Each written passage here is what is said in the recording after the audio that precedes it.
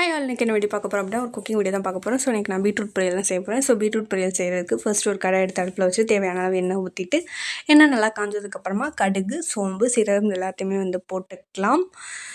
So சோம்பும் சீரகமும் ஓரளவுக்கு golden brown ஆனதுக்கப்புறம் நம்ம கருவேப்பிலையை ஆட் பண்ணிக்கலாம். ஸோ இப்போ அஞ்சல் பெட்டி காயோட மூடி வச்சிடலாம் ஃபஸ்ட்டு. ஸோ நெக்ஸ்ட்டு கருவேப்பிலை போட்டுக்கலாம். கருவேப்பிலை போடும்போது எப்போவுமே தள்ளி நின்று போடுங்க. ஏன்னா கருவேப்பிலை டக்குன்னு தெரிச்சிரும். அப்படின்றனால தள்ளி நின்று போடுங்க. ஸோ நெக்ஸ்ட்டு கருவேப்பிலை நல்லா தெரிச்சிருச்சு. ஸோ இப்போ நம்ம கட் பண்ணி வச்சுருக்கக்கூடிய சின்ன வெங்காயத்தை போட்டுக்கலாம். சின்ன வெங்காயம் 4லேருந்து 6 சின்ன வெங்காயம் முழுசாக தான் கட் பண்ணி வச்சுருக்கேன். ஃபைன் ஷாப்பெல்லாம் எதுவுமே நான் பண்ணலை. அந்த வெங்காயத்தை ஆட் பண்ணிக்கிறேன். இதே நீங்கள் பெரிய வெங்காயம் யூஸ் பண்ணுறீங்க அப்படின்னா ஒரு பெரிய சைஸ் வெங்காயம் நீங்கள் ஃபைன் ஷாப் பண்ணி கூட போட்டுக்கலாம். It's your wish. ஸோ இப்போ இந்த வெங்காயத்தை போட்டோம் இல்லையா, அதை நல்லா கோல்டன் ப்ரௌன் ஆகிற வரைக்கும் நல்லா வதக்கிக்கலாம். இந்த ஸ்டெப் நீங்கள் பண்ணும்போது ஸ்டவ் சிம்மில் வச்சுக்கோங்க. ஏன்னா ஹை ஃப்ளேமில் வச்சிங்க அப்படின்னா ரொம்ப கருகிறதுக்கும் வாய்ப்பு இருக்குது. டங்கு ஸ்லிப் ஆகிடுச்சு, கருகிறதுக்கும் வாய்ப்பு இருக்குது. ஸோ அதனால் சிம்மில் வச்சுட்டு பண்ணுங்கள். ஸோ நெக்ஸ்ட்டு கட் பண்ணி வச்சுருக்க பீட்ரூட்டை இதில் ஆட் பண்ணிக்கலாம். ஒட்டுக்கா நம்ம அப்படியே போடலாம் அப்படின்ட்டு பார்த்தேன். ஆனால் கடாயில் அது விழலை அப்படின்றனால மிச்சம் இருக்கக்கூடிய 2 பீட்ரூட்டை கையில் தான் எடுத்து போட்டேன்.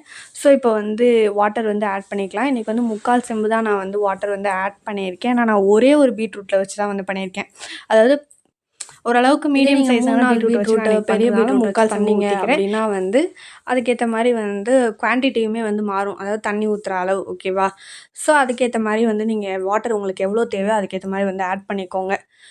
ஸோ இப்போ ஹை ஃப்ளேமில் வச்சுட்டு நல்லா மூடி போட்டு இதை வற்ற விடலாம்.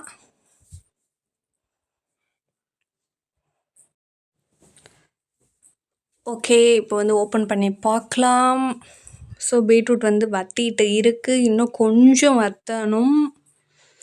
ஓகே, பீட்ரூட் நல்லா வற்றிருச்சு. ஸோ இப்போ நம்ம ஆஸ் யூஷுவல் ஆட் பண்ணுற சால்ட்டு, மஞ்சத்தூள் இதெல்லாம் ஆட் பண்ணிக்கலாம். சால்ட் உங்களுக்கு எவ்வளோ தேவையோ அவ்வளோ ஆட் பண்ணிக்கோங்க, ஓகேவா?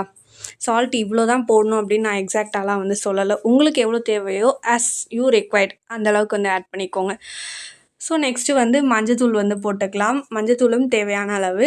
மிளகாய்த்தூள் இன்றைக்கி 1 ஸ்பூன் தான் நான் போடுறேன். ஏன்னா சம்மர் டைம் அப்படின்றதால நான் காரம் கம்மியாக தான் ஆட் பண்ணுறேன், ஓகேவா? நெக்ஸ்ட்டு மல்லித்தூளும் ஒரே 1 ஸ்பூன் போட்டுட்டு நல்லா வதக்குன்னு இதை வதக்கிக்கலாம். நல்லா வதக்கணுன்னா தான் அந்த மசாலா பீட்ரூட்டில் இறங்கும், ஓகேப்பா? ஸோ ஓரளவுக்கு நல்லா வதக்கியாச்சு. ஸோ இந்த ஸ்டேஜில் ஹை ஃப்ளேமில் வச்சுக்கலாம். ஏன்னா அப்போ தான் அந்த மசாலா உள்ளே இறங்கும் அப்படின்ற காரணத்தினால நம்ம ஹை ஃப்ளேம்லேயே வச்சுக்கலாம். ஒன்றும் ப்ராப்ளம் இல்லை. ஸோ நல்லா வதக்கிட்டு இறக்கணுன்னா நம்மளோட சூடான சுவையான பீட்ரூட் பொரியல் ரெடி. இதோட இந்த வீடியோ முடியுது. தேங்க்யூ ஆல், பாய்.